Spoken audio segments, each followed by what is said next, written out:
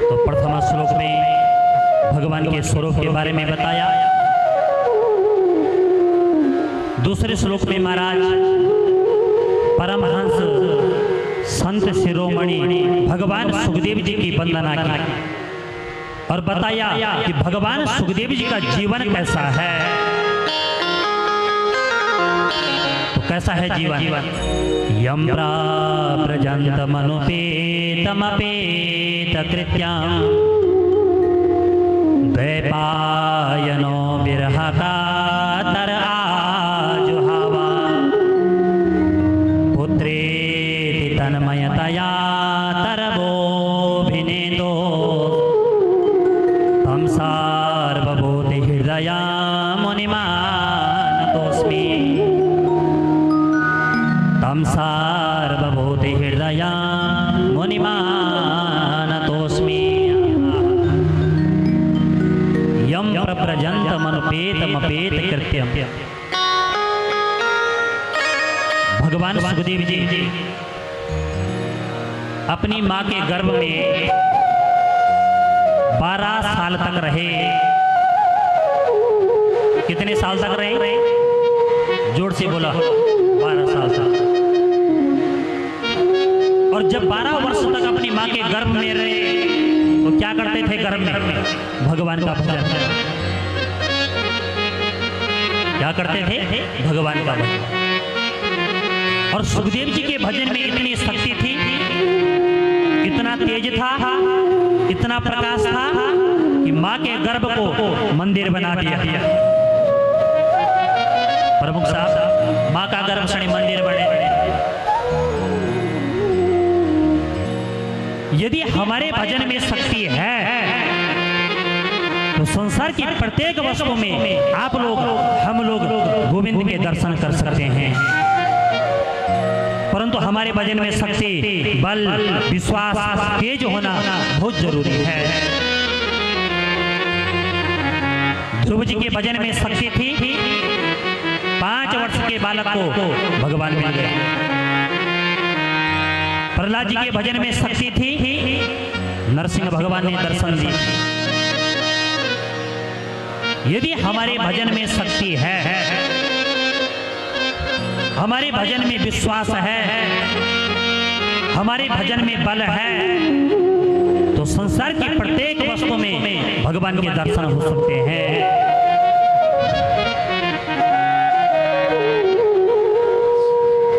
और सुखदेव जी के भजन में इतनी शक्ति थी कि मां के गर्भ को मंदिर बना दिया। मां के गर्भ में माला करते थे। मां के गर्भ में भगवान का स्मरण करते थे सुखदेव जी।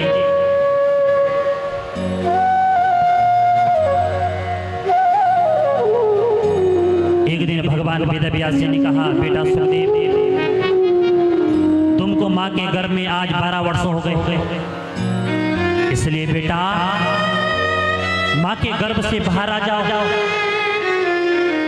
तुम्हारी मां को कष्ट हो रहा है। सुखदेव जी ने कहा, पिताजी, मां के गर्भ से मैं बाहर नहीं आ सकता। यदि मैं मां के गर्भ से बाहर आ गया ना तो संसार की माया मुझे पकड़ लेगी और फिर पिताजी आपका भजन नहीं होगा। वेदव्यास जी ने कहा, बेटा सुखदेव, मैं तुम्हें वचन देता हूं, आश्वासन देता हूं, बेटा तुम्हें माया ग्रसित नहीं करेगी, इसलिए मां के गर्भ से बाहर आ जाओ। और मेरी माताओं ध्यान देना, आज पूरे 12 वर्ष हो गए। और जब आज पूरे 12 वर्ष हो गए, भगवान वेदव्यास जी ने आश्वासन दे दिया, बेटा बाहर आ जाओ। और भगवान सुखदेव जी ने अपने पिता की बात मानी और 12 वर्ष के बाद मां के गर्भ से बाहर आए। और जब 12 वर्ष के बाद मां के गर्भ से बाहर आए तो क्या दृश्य था?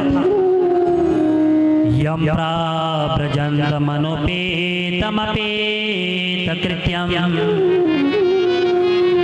द्वैपायनो विरहकातर आजुहावा वा पुत्रे तन्मयतया तरवोऽभिनेदो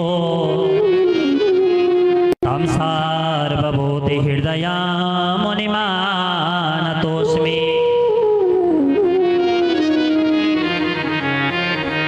जैसे ही 12 वर्ष के बाद भर आए तो सीधे जंगल की तरफ। अपने पिता वेदव्यास जी को प्रणाम भी नहीं किया,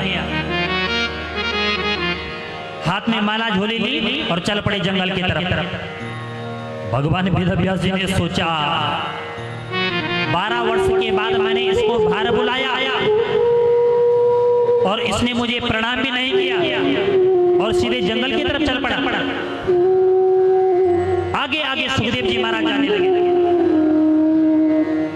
भगवान वेदव्यास जी सोचने लगे इसने तो मुझे प्रणाम भी नहीं किया, और पीछे से वेदव्यास जी महाराज अपने पुत्र का पीछा करने लगे।